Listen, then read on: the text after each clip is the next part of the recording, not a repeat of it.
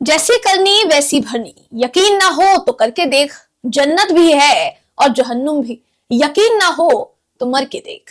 नमस्कार दोस्तों, मेरा नाम है जयंती झा और आप देखना शुरू कर चुके हैं टाइम्स मेल। दोस्तों, कहते हैं कि इस दुनिया में आप जैसा कर्म करेंगे कुछ वैसा ही आपको वापस इसी दुनिया में मिलेगा, क्योंकि दुनिया ना गोल है। दोस्तों, यूं तो देखिए, भारतीय जनता पार्टी के दामन तले ऐसे कई नेता पनप चुके हैं जो इस देश को त्राहिमाम करने में एड़ी चोटी का जोर लगा रहे हैं।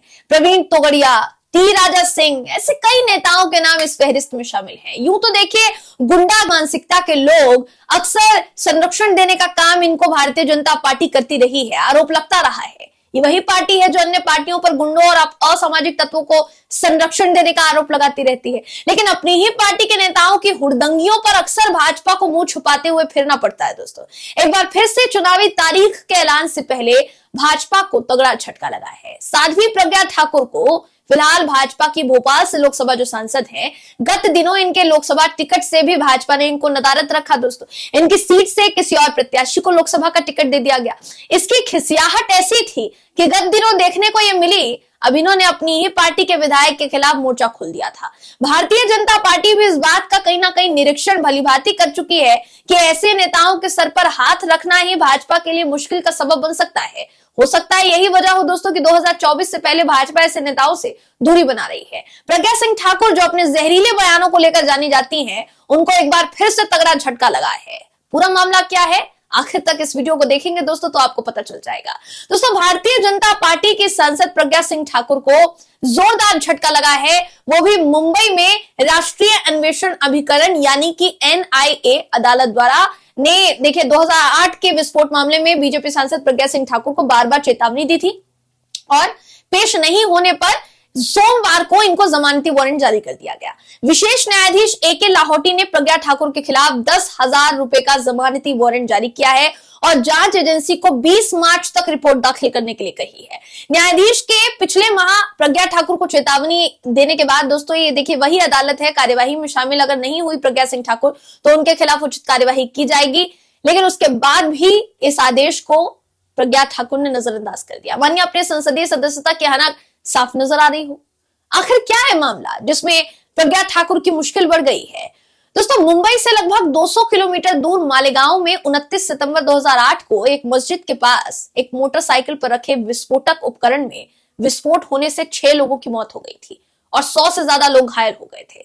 शुरुआत में इस मामले की जांच महाराष्ट्र आतंकवादी रोधी दस्ता कर रहा था, लेकिन 2011 में मामला NIA को सौंप दिया गया। दोस्तों, इतने गंभीर आरोपों के बावजूद भी 2019 के चुनाव में भोपाल से बीजेपी की टिकट पर जीतकर प्रज्ञा सिंह ठाकुर सांसद बनती हैं, लेकिन प्रज्ञा सिंह ठाकुर जो है दोस्तों, इस बार उनको टिकट नहीं मिला है। पार्टी में उनकी जगह आलोक शर्मा को टिकट दिया गया है।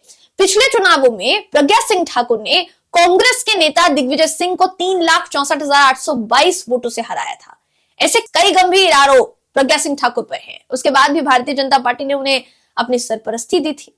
दोस्तों, धर्म के नाम पर नफरत फैलाने के मामले के प्रज्ञा ठाकुर को हिस्ट्री शीटर माना जाता है। साल 2022 में आखिर में उन्होंने एक बयान दिया था। नफरत के कपड़े में लपेटे अपने बयान में प्रज्ञा सिंह ठाकुर कहती हुई नजर आ रही थी कि अपने घरों में हथियार रखो और कुछ नहीं तो कम से कम सब्जियां काटने वाला चाकू तो तेज रखो, पता नहीं कब कौन सी स्थिति उत्पन्न हो जाए। 25 सितंबर 2022 को दिए अपने इस बयान के कारण सांसद के खिलाफ भारतीय दंड संहिता की अलग अलग धाराओं के तहत मामला दर्ज किया गया है, जिसमें 153A जो धर्म नस्ल के आधार पर अलग अलग समूहों के बीच दुश्मनी को बढ़ावा देने के लिए लगाया जाता है, वहीं 295A धार्मिक भावनाओं को ठेस पहुंचाने के इरादे से जानबूझकर और दुर्भावनापूर्ण काम करना शामिल है। दोस्तों, ये बयान तो फिर भी देखिए सिर्फ नफरती था। प्रज्ञा ठाकुर ने ऐसे ही नाथूराम गोडसे और महात्मा गांधी को लेकर भी एक बेहद आपत्तिजनक टिप्पणी की थी। देश की मर्यादा को उस वक्त उन्होंने तार-तार कर दिया जब इन्होंने साल 2019 में संसद की पटल से नाथूराम गोडसे को देशभक्त बता दिया था। उनके इस बयान के बाद लोकसभा में हंगामा मच गया था। हालांकि प्रज्ञा सिंह ठाकुर के बयान को लोकसभा के रिकॉर्ड से हटा दिया गया था। यही सब कुछ वजह है जिस कारण से भाजपा इनको लेकर विचलित होती रहती है। इन सब कारणों को ही दोस्तों प्रज्ञा सिंह ठाकुर के टिकट कटने की बड़ी वजह बताया जा रहा है। और जब NIA ने इनके खिलाफ वारंट जारी किया, जिसके बाद प्रज्ञा सिंह ठाकुर की मुश्किलें बढ़ गई है, तो अभी तक प्रज्ञा सिंह ठाकुर की तरफ से कोई प्रतिक्रिया जो है सामने नहीं आई है। सबसे जरूरी बात यहाँ ये है कि जिस तरीके से प्रज्ञा सिंह ठाकुर को नदारद रखा गया है उनकी टिकट से। दोस्तों ये भी हो सकता है कि आने वाले दिनों में भारतीय जनता पार्टी इन मैडम से पूरी तरीके से दूरी बना ले। बीते दिनों क्या हुआ था, अपने बयानों की वजह से खासा चर्चा में आई थी मैडम, और बयानों की वजह से चर्चा में इसलिए आई थी क्योंकि जिनको टिकट दिया गया है उनसे हो सकता है दोस्तों कि इनकी कुछ तनातनी हो या इनके कुछ संबंध ठीक ठाक ना हो, क्योंकि जब इनको टिकट दिया गया और प्रज्ञा सिंह ठाकुर को टिकट नहीं दिया गया तो प्रज्ञा का बयान सामने आता है जिसमें वो ये कहती है कि शायद हो सकता है कि मोदी जी को मेरा कोई बयान पसंद नहीं आया। तो जाहिर सी बात है कि प्रधानमंत्री नरेंद्र मोदी जी पर इशारों में उन्होंने टीका टिप्पणी कर ही दी कि हो सकता है कि उन्होंने जो पहले बयान दिया था उसकी वजह से उनको टिकट से नदारद रखा गया है। अब किस बयान की चर्चा हो रही है? इस वही बयान की चर्चा हो रही है दोस्तों जिसका जिक्र थोड़े समय पहले मैंने किया था।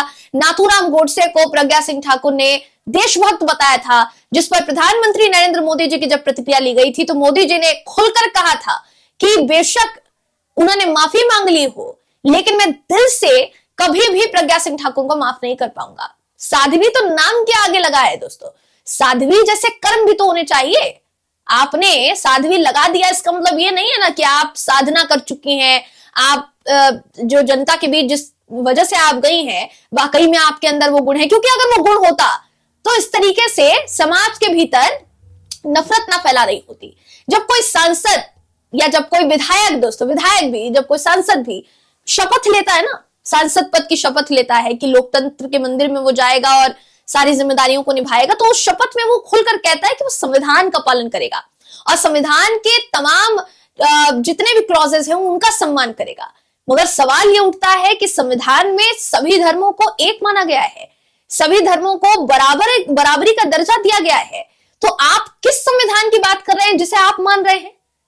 ये शायद हो सकता है दोस्तों कि भारतीय जनता पार्टी अलग संविधान बनाना चाह रही हो। वैसे भी बीते दिनों तो इनके एक नेता ने कह ही दिया कि हम 400 पार का आंकड़ा इसलिए बोल रहे हैं, 400 पार का नारा हम इसलिए दे रहे हैं क्योंकि हम जब सत्ता में आएंगे तो हम संविधान को पूरी तरीके से बदलेंगे, ये कहा भारतीय जनता पार्टी के नेता ने। तो कुछ भी हो सकता है। देखिए अगर बात की जाए तो भाजपा की सांसद, वर्तमान सांसद, आगे तो जब चुनाव होंगे तब तो नहीं होंगी, लेकिन अभी फिलहाल तो सांसद है, तो देखने वाली बात होगी दोस्तों कि कोर्ट में पेश होती हैं कि नहीं होती है, और इनके खिलाफ वारंट क्योंकि जारी हो रखा है नहीं होती हैं, इसके बाद अदालत क्या फैसला लेती है, इस पर सबकी निगाहें टिकी हुई हैं। आप इस पूरी खबर पर क्या सोचते हैं, आपकी क्या राय है, कमेंट करके हमें जरूर बताइएगा। अगर आपको ये वीडियो पसंद आया हो तो वीडियो को लाइक कीजिए, शेयर कीजिए, चैनल को सब्सक्राइब करना बिल्कुल भी ना भूले। फिर मुलाकात होगी आपसे अगली वीडियो में, तब तक के लिए नमस्कार। अगर अभी तक आपने हमारे चैनल टाइम्स मेल को सब्सक्राइब नहीं किया है तो जल्दी से सब्सक्राइब कर दें और बेल आइकन भी प्रेस कर दें।